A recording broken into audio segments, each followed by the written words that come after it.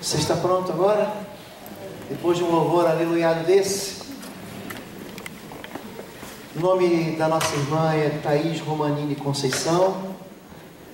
E eu tenho certeza que depois da mensagem que ela vai trazer no coração do Pai, você sairá daqui uma outra pessoa. Então, eu queria pedir que você fechasse seus olhos só mais uma vez. Você pode fazer isso? E repetisse uma oração comigo.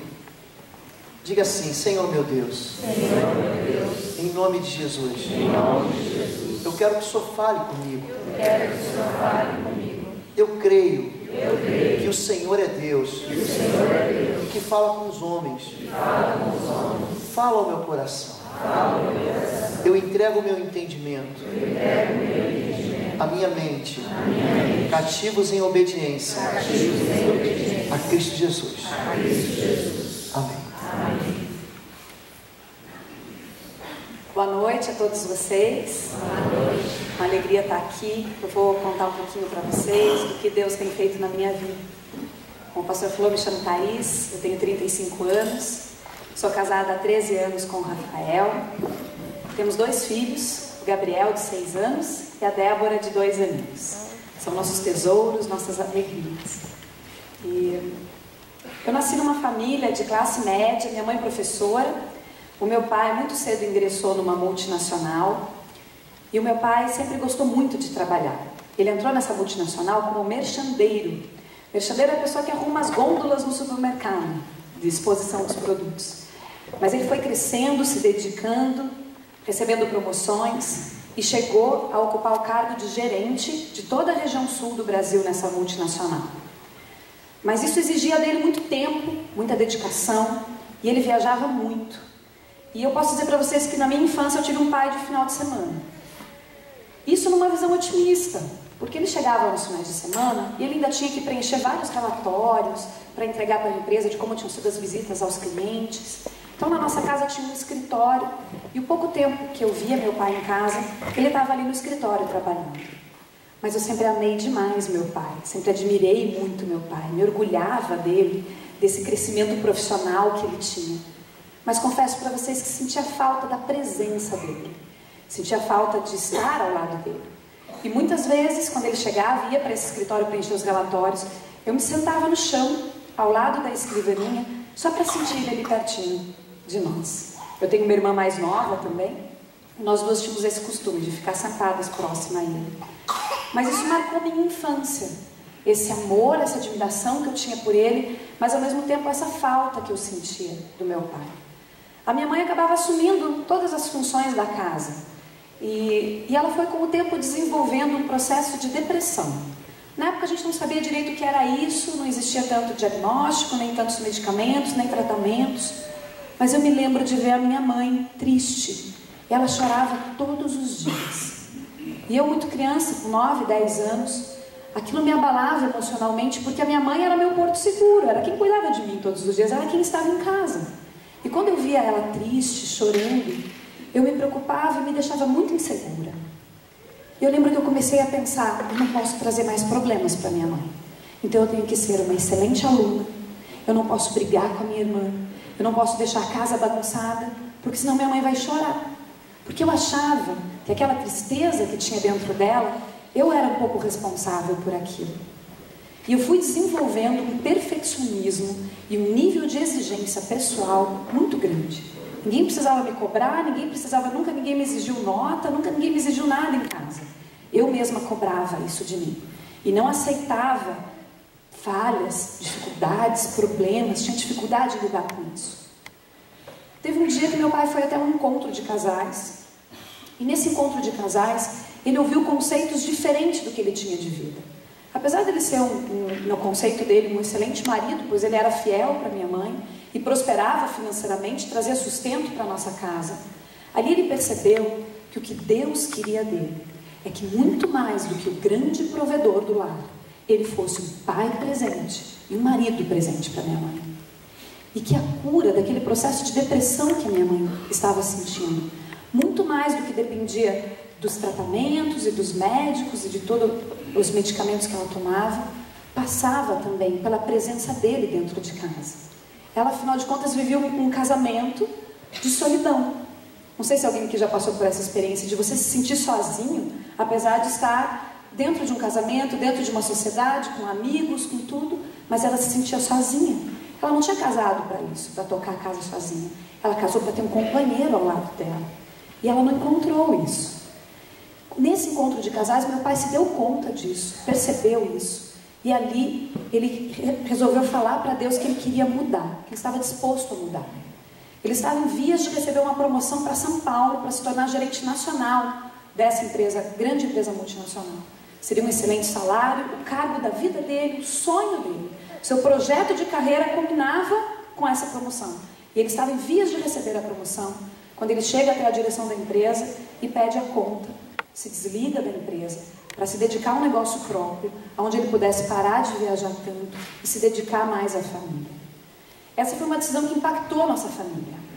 Tanto a decisão dele, nesse encontro de casais, de entregar a vida dele para Jesus e se submeter à vontade de Deus. Porque o mundo por aí diz que você tem que ter sucesso, tem que ter dinheiro, tem que comprar carro novo, comprar celular novo, numa velocidade cada vez maior. Mas o que Deus quer da gente é relacionamentos sólidos, firmes e duradouros. E ele entendeu isso e se subordinou a isso, se submeteu a isso. E abriu mão da carreira que ele estava vivendo e abriu um negócio próprio.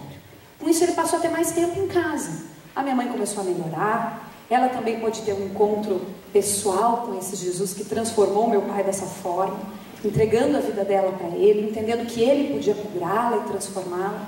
E eu estava de fora, olhando tudo isso, já adolescente, a essa altura do campeonato, e eu falei, opa, eu quero esse Deus para mim. Esse Deus que transformou meu pai, que trouxe meu pai de novo para perto da gente. Esse Deus que está curando a minha mãe, que está trazendo alegria de novo de viver para minha mãe. Comecei a ver minha mãe se tornar de novo a mulher dinâmica que ela sempre foi, alegre, feliz. E eu falei, eu quero uma experiência com esse Deus. E eu pude entender que Jesus não é um ser que está morto, pregado lá na cruz, que a gente vê lá na parede, não. Jesus está vivo e quer se relacionar conosco. Se importa com cada um de nós, se importa com os nossos sentimentos. E principalmente, que Jesus estava disposto a me aceitar como eu era. Eu não precisava ser a primeira da classe. Eu não precisava ser a filha perfeita. Ele estava disposto a me aceitar exatamente como eu era. Mas ainda assim era um processo difícil para mim. O perfeccionismo estava muito arraigado dentro de mim. Eu estudava muito. Na época do vestibular me dediquei muito. Graças a Deus consegui passar na faculdade que eu queria. Cursei o curso de administração. Me formei, muito bem colocada dentro da faculdade. Logo depois de me formar, me casei com meu namorado de infância. Deus realizou mais esse sonho em nossas vidas. E acabei trazendo para dentro do meu casamento esses conceitos que eu vi meu pai fazer a vida toda. E eu também passei a trabalhar muito. Eu gostava do meu trabalho, tinha paixão pelo meu trabalho. E eu também comecei a me dedicar excessivamente a esse trabalho. Tinha nessa época já uma confecção, a confecção abria às 8 da manhã, já estava lá. E eu trabalhava o dia todo na confecção, 6 horas, fechava a fábrica e eu me dirigia até as lojas. Nós temos até hoje lojas em shoppings que ficam abertas até 10, 11 horas da noite. E eu então ficava até tarde no shopping. Meu marido também era da área comercial, então ele também trabalhava muito. Então o nosso relacionamento ia bem, assim. Apesar de nós nos relacionarmos pouco, ele não me cobrava essa dedicação dentro de casa. Até que foi chegando um momento do relacionamento que nós começamos a pensar em ter filhos. E daí eu pensei, bom, já estou casada há 3 anos, acho que está na hora de ter filhos. Deixa eu ver na minha agenda se tem espaço para ter filho. E eu comecei a fazer conta. Então eu tenho que engravidar no mês tal, porque daí eu estarei de 3 meses em dezembro, ainda posso trabalhar bem em dezembro. Aí depois, quando o bebê nascer, eu fico um mesinho fora, já volto, não perco o Dia das Mães, né? Então continuo tudo ok. Fui abrindo espacinho na minha agenda para ter filho, achando que era assim, né? E Deus foi me mostrando que às vezes a gente tem um projeto de vida, às vezes a gente tem um sonho, mas o que Ele quer para a gente é diferente. E eu levei 3 anos para engravidar do meu primeiro filho. Eu não tinha nenhum problema biológico, nem meu esposo, fizemos todas as investigações, exames, e não apontou nada. A gravidez simplesmente não acontecia. E eu orava, perguntava para Deus por quê, né? Pedia para Deus que colocava diante de Deus esse sonho. Até que um dia, depois de 3 anos de tentativas, eu estava então com 6 anos de casada, engravidei do Gabriel. E foi uma gravidez muito feliz, muito contente. Não foi no mês que eu tinha imaginado que seria, foi no mês que Deus escolheu. Mas foi tudo maravilhoso, eu me sentia muito bem durante toda a gestação. Trabalhei bastante. 3 dias antes do meu filho nascer, eu estava no shopping, bem, feliz, trabalhando na loja, tudo tranquilo. E como eu disse para vocês, eu preparei a minha empresa para eu ficar 30 dias fora. Porque eu pensava, a licença maternidade é uma coisa que eu não posso ter. Porque a minha empresa não vive sem mim. Né? Eu tenho que voltar rápido para trabalhar. Então eu adiantei todo o meu trabalho, eu nem contratei alguém para pôr no meu lugar, porque quando você é muito perfeccionista, você se acha um pouco insubstituível também. Você acha que ninguém vai fazer tão bem quanto você faria. Então eu adiantei todo o trabalho. Eu trabalho com desenvolvimento de produto, desenvolvimento de coleção, então eu adiantei tudo, deixei tudo pronto, para que ninguém tivesse que dar nenhum pitaco no que eu estava fazendo. E então fui para ter meu filho. Durante o parto eu tive uma complicação, não foi diagnosticada imediatamente, mas eu fiquei tendo hemorragia interna e isso acarretou muita dor logo após o nascimento do Gabriel. Eu avisava os médicos, as enfermeiras que estavam sentindo dor, eles me medicavam, mas a dor não passava, a dor continuava cada vez mais forte. Até que 12 horas depois do meu filho ter nascido, o médico veio me examinar e identificou que eu estava tendo hemorragia interna. E eu só lembro que ele falou assim, volta para o centro cirúrgico agora, chama a maca e leva ela agora para o centro cirúrgico. Na hora, a dor que eu estava sentindo era tão forte que eu só pensava assim, vão me anestesiar. E isso servia para mim de alívio, eu não tive muito consciência da gravidade e dos riscos que eu estava correndo naquele momento. Eu voltei para o centro cirúrgico e eu lembro de ver no corredor do hospital, quando eu estava passando, o rosto do meu esposo, da minha mãe, do meu pai, e eles estavam preocupados. E ali eu fui me dando conta do que estava acontecendo comigo. Eu estava voltando para o centro cirúrgico para fazer uma cirurgia de emergência, para tentar estancar essa hemorragia. O médico não encontrou a origem da hemorragia, então eu precisei colocar dreno, tudo isso trouxe uma recuperação muito lenta. Mas graças a Deus, meu útero foi preservado. Muitas mulheres que passam por isso, o médico às vezes precisa retirar o útero, para que a hemorragia tenha fim. Né? Graças a Deus eu não fiquei com sequelas, nem com consequências, além de um pós-operatório muito delicado, muito lento. Eu fiquei mais de 10 dias hospitalizada, e eu não tinha a menor força, a menor condição de cuidar do meu filho. Mas ao mesmo tempo eu ouvia aquela criança chorando e eu pensava, Deus, eu podia não estar aqui agora. Porque os riscos, no caso de uma hemorragia pós-parto, são muito grandes. Eu sabia que eu podia não estar ali para cuidar do meu filho agora.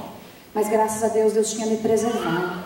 Quando eu estava indo para o centro cirúrgico, eu lembro de entrar lá e levantar as mãos e orar pelos médicos e falar que Deus abençoe vocês e que vocês façam o que for necessário fazer aqui. Eu estava naquele momento entregando a minha vida nas mãos de Deus. E Deus preservou a minha vida, preservou a minha saúde. Eu pude ir para casa, depois desse período, cuidar do meu filho. Mas aquele meizinho que eu achei que eu já ia voltar a trabalhar, nem pensar. Né? Tive que ficar em repouso, tive que ficar em descanso. E aquele momento de estar entre a vida e a morte me fez questionar toda a minha vida. Eu de repente me enxerguei cometendo erros muito parecidos com o que meu pai tinha cometido. Que engraçado, né? Mesmo tendo a consciência de que aquilo não era correto, eu me vi repetindo aquilo, fazendo as mesmas coisas, priorizando excessivamente o meu trabalho em detrimento do meu relacionamento com meu esposo e até mesmo com aquela criança, que eu já determinei que com 1 mês de vida eu ia deixar e ia voltar a trabalhar. E de repente eu tinha aquela criança tão linda no meu colo, tão desejada, tão esperada, tão preciosa, e eu não tinha a menor vontade de deixá-la para voltar a trabalhar. Mas efetivamente fui fazendo isso aos poucos, gradativamente. A minha empresa, que ficou sem a minha presença por mais de 90 dias, não faliu, não quebrou, ninguém morreu, todo mundo sobreviveu, tudo foi acontecendo normalmente. E eu fui vendo que quando eu entregava as coisas na mão de Deus, ao invés de deixar tudo debaixo do meu controle, funcionava melhor. Eu ficava mais relaxada, eu ficava mais em paz. E as coisas iam acontecendo de uma forma muito tranquila. A Bíblia tem um salmo que é muito louco, eu falo, que diz assim, aos seus Deus dá enquanto dormem. E eu nunca entendi isso direito. Eu pensava assim, não, eu tenho que trabalhar. Quanto mais eu trabalhar, mais eu vou conquistar. Né? Mas a Bíblia diz aos seus Deus dá enquanto eles dormem. E eu fui aprendendo aos poucos a me desprender daquele perfeccionismo, daquela exigência, daqueles conceitos tão arraigados dentro de mim e entregar efetivamente a minha vida nas mãos de Deus. E deixar que Ele fosse o Senhor da minha vida e não mais eu mesma. O tempo foi se passando e eu confesso para vocês que às vezes as pessoas me perguntavam assim: com tudo que você passou no parto do Gabriel, você pensa em ter um segundo filho? E apesar de ter sido muito sofrido física e emocionalmente, eu pensava assim: mas Deus preservou meu útero. Quantas mulheres passaram por isso e precisaram tirar o útero? Se Deus preservou meu útero, deve ter um propósito. Eu não vou dizer que não, quem sabe um dia. E o tempo foi passando e surgiu no coração do meu esposo, do meu coração, o desejo de ter mais uma criança. Só que de novo as coisas não aconteceram como a gente imaginava. Dessa vez não era a dificuldade de engravidar, mas era a dificuldade de manter a gestação. Eu sofri 2 abortos espontâneos num período menor de 2 anos. E foi muito dolorido, física e emocionalmente. Muito difícil, porque você tem toda a alegria de descobrir que está grávida, você conta para todo mundo, a tua vida dá uma girada, porque de repente você começa a fazer planos, e a gravidez está inclusa nesses planos. E daí 2, 3 meses depois você perde o bebê, você vive um momento de luto. Apesar de nunca ter conhecido ainda aquela criança, é um momento de luto. A tua vida volta de novo a ser o que era antes. Você precisa passar um tempo aguardando o seu corpo se recuperar até que uma nova tentativa de gestação possa acontecer. Aí veio a nova tentativa, um novo aborto depois de tudo isso. Era muito doloroso. Eu confesso para vocês que eu perguntava para Deus assim: o que está acontecendo, Senhor? O Senhor permitiu que eu ficasse com o meu útero e agora eu estou tentando ter um segundo filho e estou passando por tudo isso. Meu filho na época tinha 3, 4 anos. Ele orava todas as noites pedindo a Deus que desse um irmãozinho para ele. Todas as noites eu via aquela criança pedindo: Deus, me dá um irmãozinho. E eu tentava e não conseguia manter a gestação. Os médicos chegaram até a cogitar que eu pudesse ter desenvolvido uma síndrome que chama-se síndrome de aborto de repetição. Então eu precisei passar por uma bateria de exames investigativos, até que os médicos chegaram à conclusão que eu não tinha mais nenhum impedimento, e nos liberaram para tentar uma nova gestação. Finalmente eu fiquei grávida pela 4ª vez, e meu coração se encheu de alegria. Mas eu confesso para vocês que dentro de mim também tinha um certo receio de estabelecer um vínculo de amor com aquela criança e perdê-la novamente. Eu tinha medo de contar para as pessoas que eu estava grávida e depois ter que contar para elas que eu tinha perdido o bebê. Eu tinha medo de comprar roupinhas para o enxoval e ter que guardar naquela caixa lá em cima do armário de novo.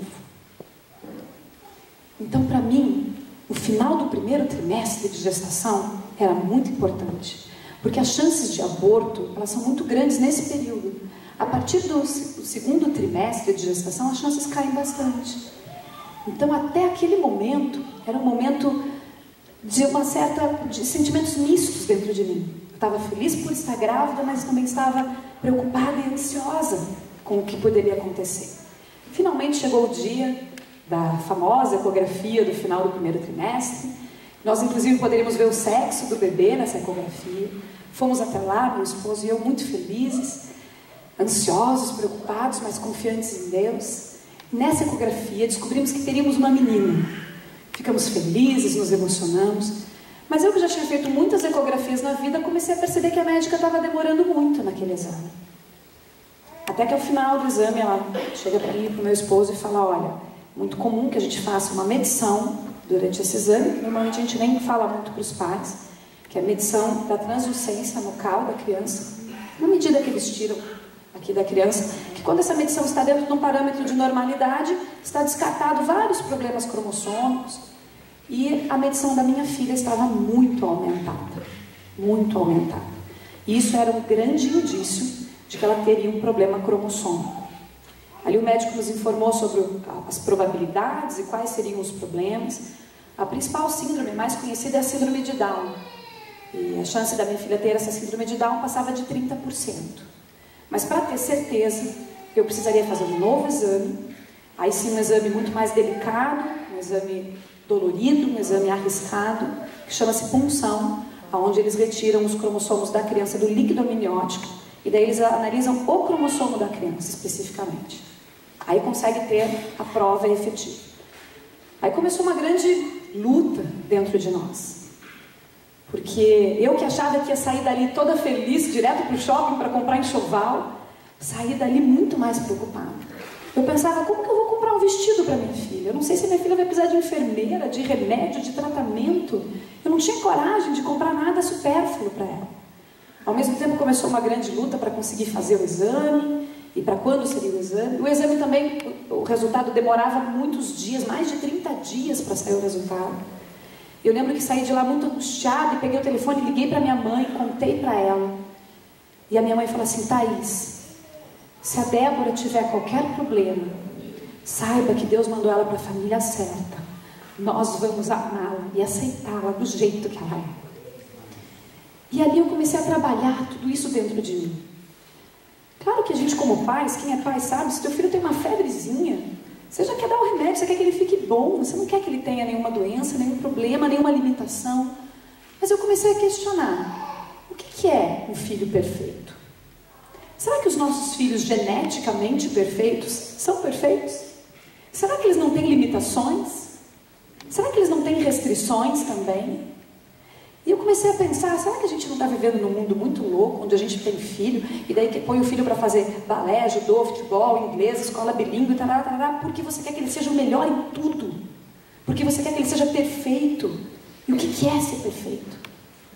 Será que filhos geneticamente perfeitos, com os cromossomos em ordem, podem nos trazer mais alegrias do que filhos que de repente não têm esses cromossomos todos em ordem? E eu comecei a trabalhar isso dentro de mim. E comecei a falar, Deus, do mesmo jeito que Jesus um dia falou para Deus assim, ó, se for possível, passa de mim esse cálice, Senhor. Porque ele sabia que ele ia ter que se entregar na cruz por cada um de nós. Falava, Deus, se for possível, passa de mim esse cálice. Mas se for da tua vontade, me dar uma filha especial, me capacita para amá-la, educá-la, e eu recebo a Débora como o Senhor me enviar. Amém. E eu fui amando aquela criança, apesar de saber que ela podia ter limitações, que ela podia ter dificuldades. Eu continuava orando e pedindo para Deus que, se fosse da vontade dele, que ele transformasse a minha filha, que ele colocasse aqueles cromossomos em ordem, ainda dentro do meu útero. Esse era o desejo do meu coração, mas eu sabia que não dependia de mim.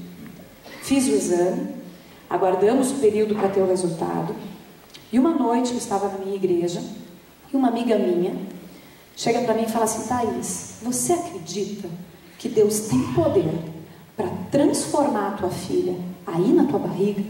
Eu falei, eu acredito. Ela disse, então vamos orar por isso? Eu falei, vamos. A gente orou e eu confesso para vocês que eu passei a sentir mais paz, mais tranquilidade depois disso.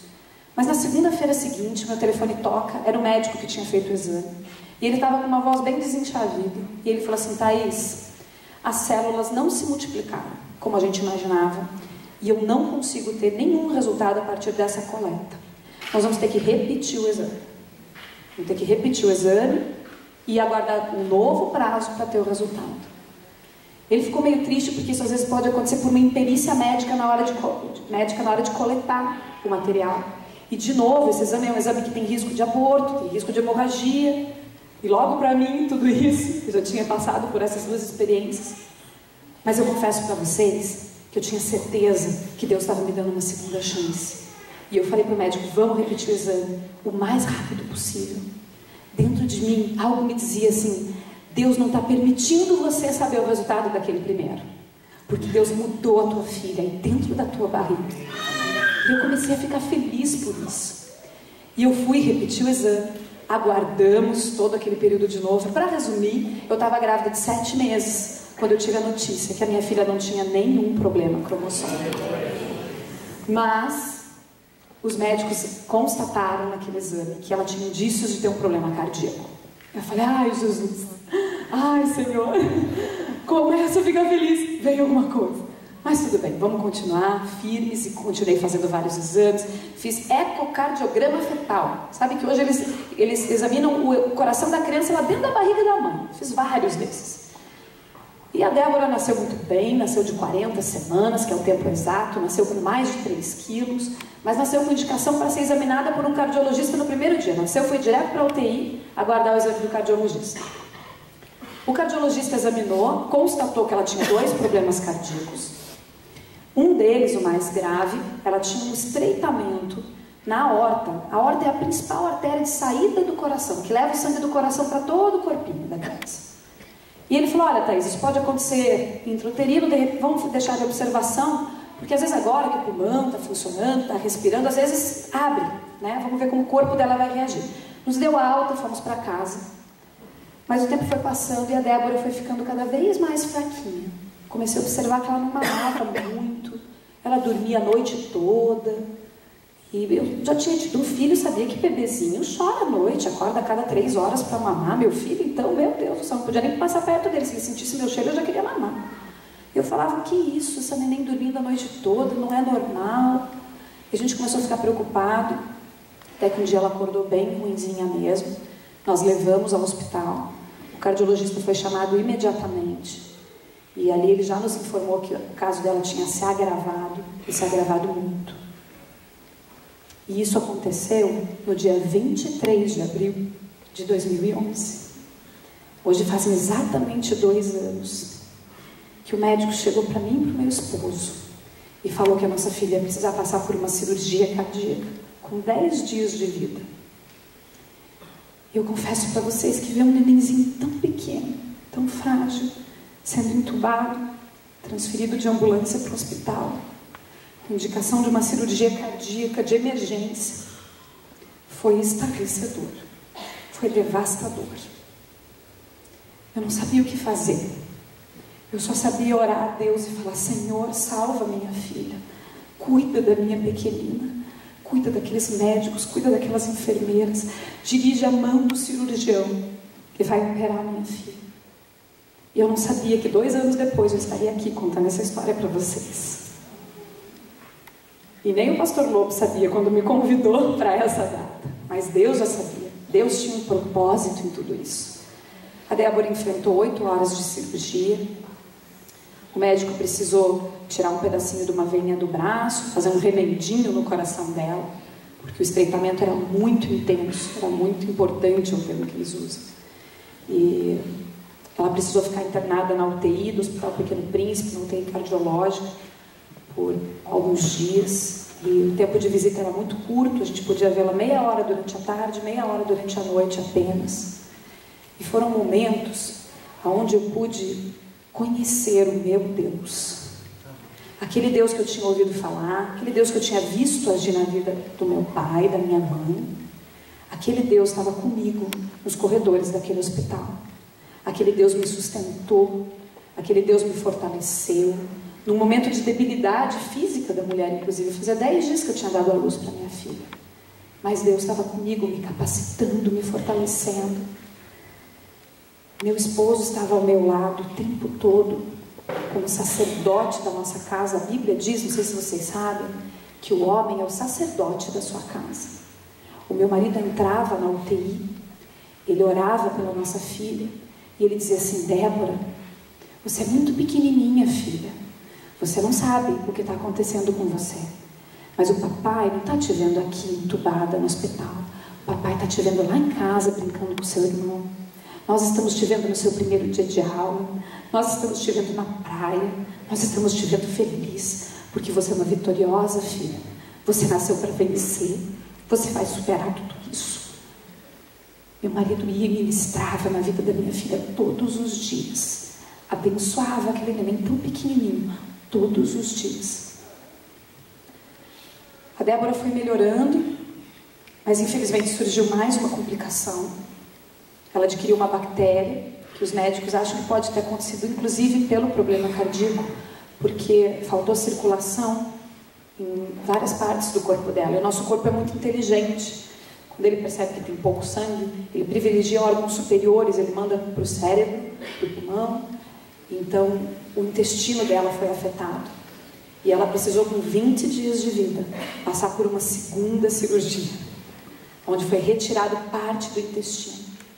Aí um bebezinho de 20 dias, convalescente de uma cirurgia cardíaca, que já estava a essa altura com baixo peso, com poucas forças, vem passar por uma nova cirurgia. E os médicos chegam para nós e falam assim: olha, Thaís, olha, Rafael, do mesmo jeito que faltou sangue no intestino, a gente vai ter que averiguar para ver se faltou no cérebro. Ela pode ter ficado com danos cerebrais irreversíveis. Se faltou no rim, se faltou no fígado, se faltou em outro órgão, tudo isso pode ter consequências. E nós não podemos, nesse momento, garantir para vocês que não tenha faltado. A gente vai ter que esperar ela reagir e passar por uma bateria de exames. Eles me disseram assim: mãezinha, esse neném vai precisar ficar 14 dias sem receber alimento, até que o intestino dela cicatrize e possa fazer todo o processo digestivo. Eu pensava: meu Deus, mais 14 dias, eu já estava 10 dias na UTI. Então seriam mais 14 dias de UTI, até que ela estivesse alta, até que fosse para o quarto, até que estivesse bem, e ainda com essa perspectiva de ter ficado com danos, com problemas, com sequelas mais graves, mais severas. Mas eu lembro que meu esposo dizia: Thaís, nossa filha está viva, Deus a preservou. Porque se alguém aqui já viveu dentro de uma UTI, quem já foi mãe ou pai de UTI, sabe o quanto é triste quando uma criança falece. E eu vi crianças falecendo na UTI. Eu dizia: graças a Deus, a minha filha está viva.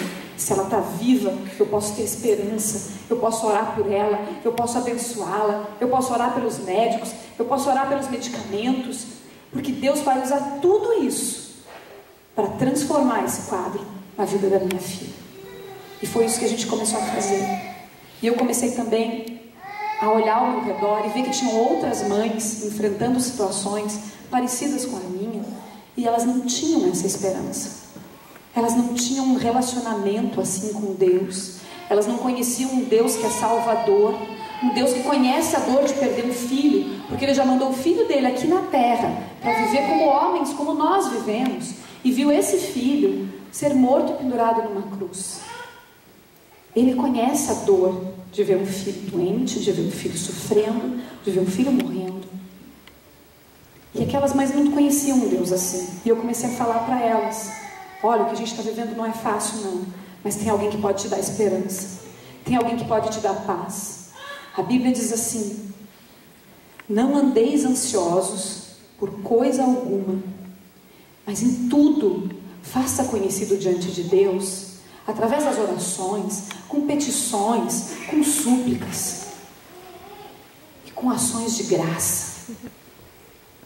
Sabe o que isso quer dizer? Que é para você falar para Deus o que você está sentindo, orando, falando com Ele, como eu estou falando aqui para vocês. E eu comecei a fazer isso e falar assim: Deus, salva minha filha, esteja com ela, dê forças para Débora, que ela se recupere logo, ajude esse intestino a cicatrizar, ajude esse coração a funcionar, essas veias, esse sistema circulatório, que tudo funcione.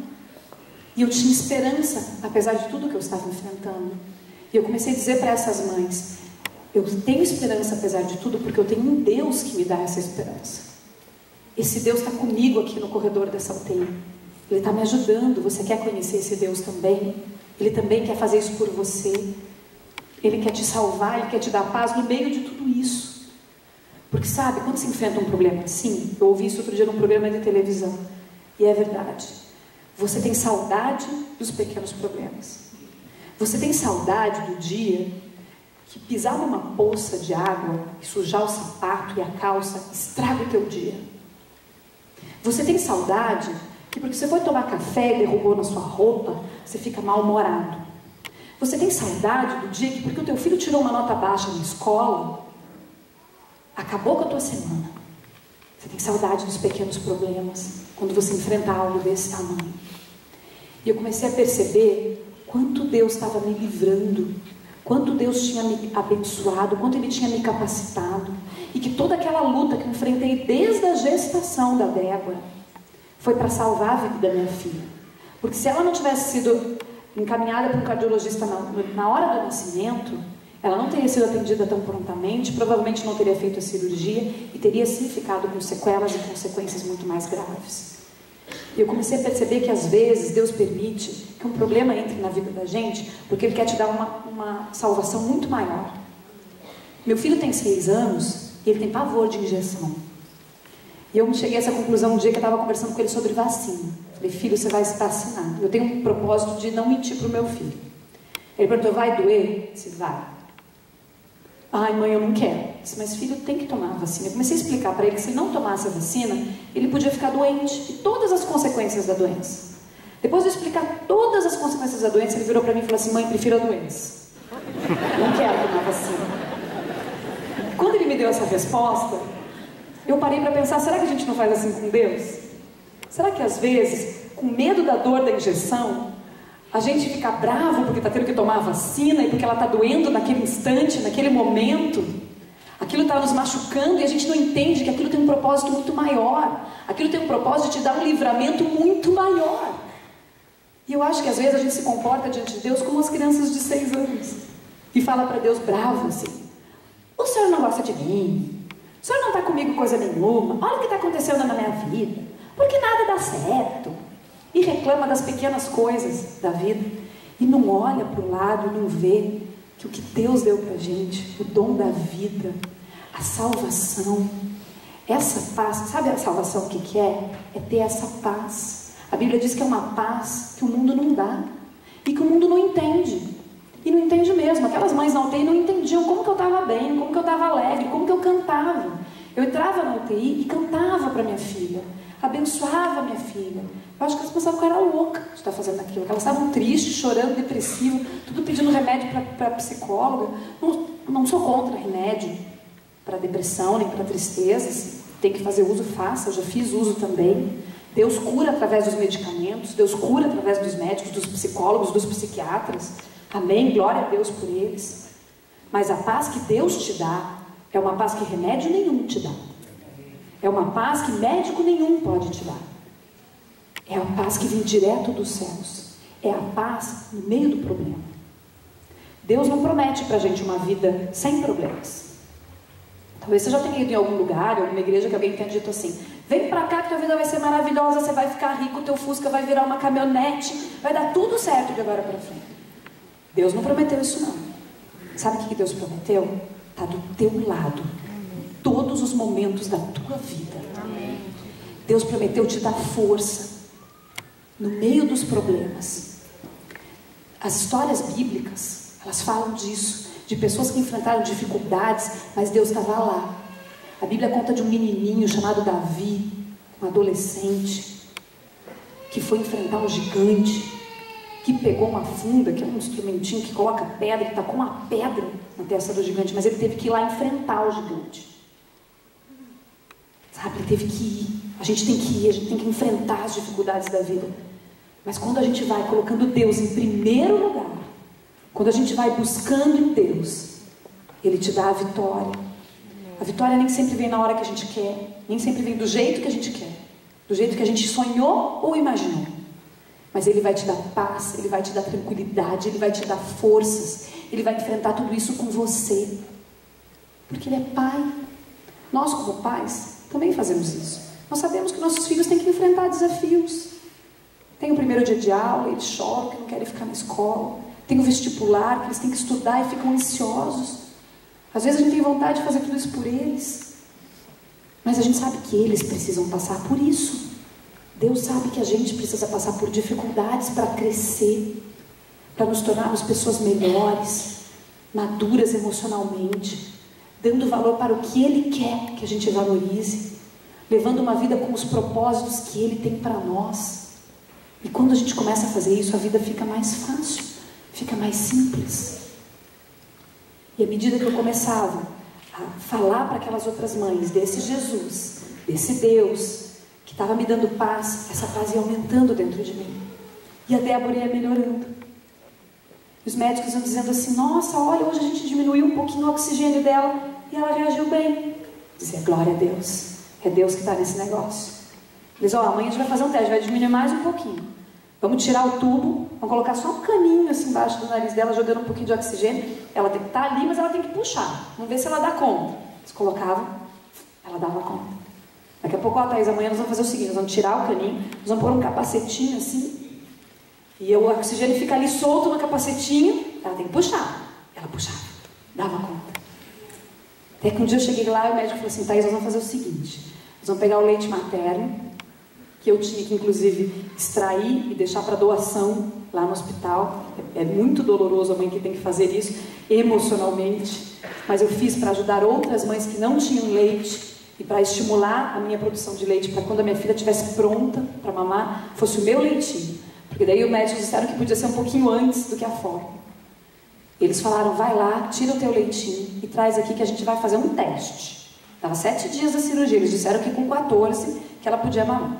Disseram: a gente vai dar por sonda, a gente vai dar 7 ml. Você fala: meu Deus, só vai sujar a sonda. 7 ml é uma colher de sopa, assim, menos até um pouco. Mas tá, amém, vamos lá.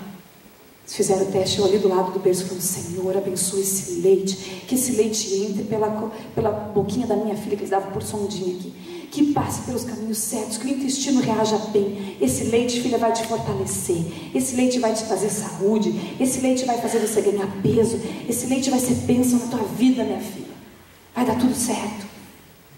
Aí daqui a pouco eu voltava e perguntava: e aí, doutor, tudo bem?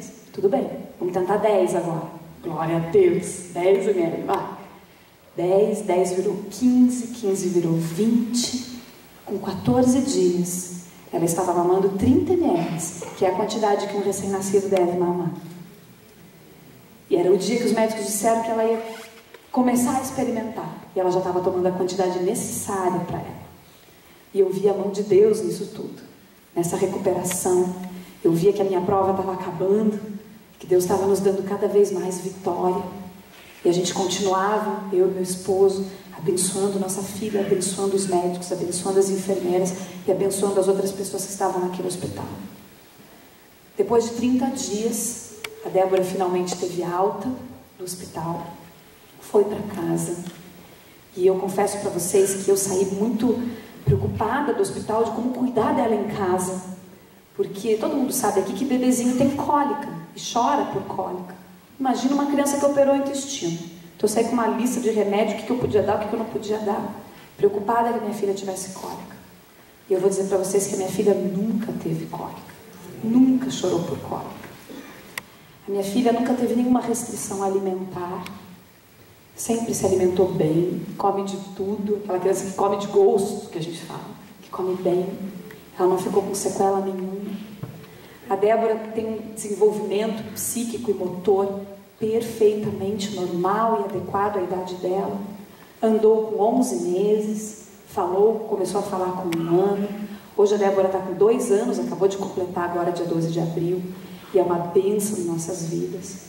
A única sequela que ela ficou, ela tem pressão alta, toma remédio. Tomando o remédio fica bem. Fala: tudo bem, o vovô também tem pressão alta, toma remédio fica bem. Pergunto para os médicos: tem alguma consequência? Eles dizem: ela tem que tomar o remédio. Tomando o remédio, tudo ok. Eu falei: então tá bom, amém. E ela leva uma vida perfeitamente normal. Faz o acompanhamento a cada 3 meses. Ela precisa fazer ecocardiogramas. Os médicos estão sempre olhando e cuidando. Mas até eles se surpreendem com o milagre de Deus na vida da Débora. Outro dia, eles averiguaram que o estreitamento estava ocasionando um mau desenvolvimento nas outras artérias do corpo. Principalmente aqui leva o sangue para as pernas. Estava muito pequenininhas. E chegaram a cogitar de fazer uma nova cirurgia nela.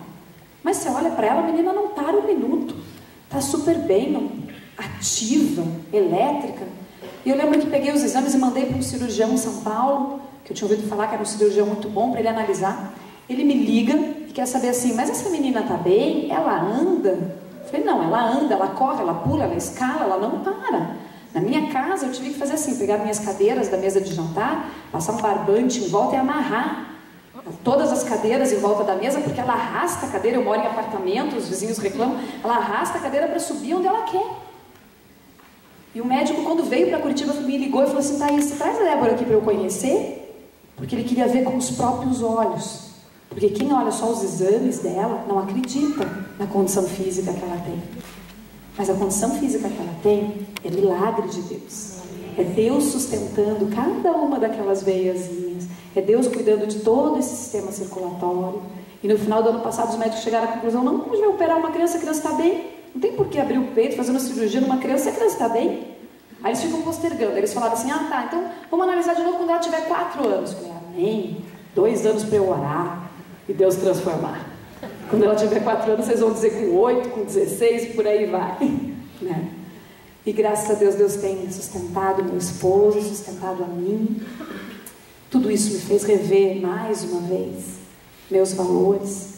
Hoje, montei um escritório dentro da minha casa. Do computador de casa, eu estou interligada ao computador do escritório. Hoje em dia, essa tecnologia é maravilhosa. Então, dali eu recebo meus e-mails um pouquinho antes das crianças acordarem. Já respondo os e-mails de manhã bem cedinho. Depois tenho o prazer e a alegria de acordar os meus filhos, de ficar com eles de manhã, de dar almoço para os meus filhos. À tarde levo eles para a escola. Vou daí para a minha empresa, trabalho presencialmente no período da tarde. À noite busco meus filhos na escola, fico com eles.